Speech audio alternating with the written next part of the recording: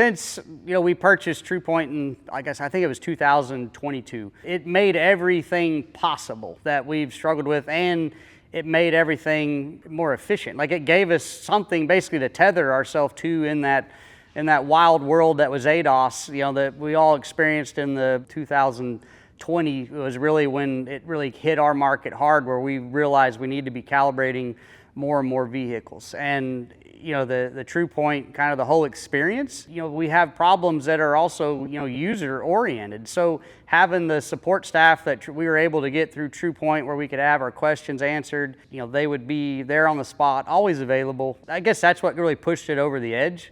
Not always just the piece of equipment and us trying to figure out how to use it, but just the support in that came with it. Current date now, we're calibrating 5 to 6 vehicles per day. And you can't do that without a quick and efficient setup by the time you get through all your test drives and everything else.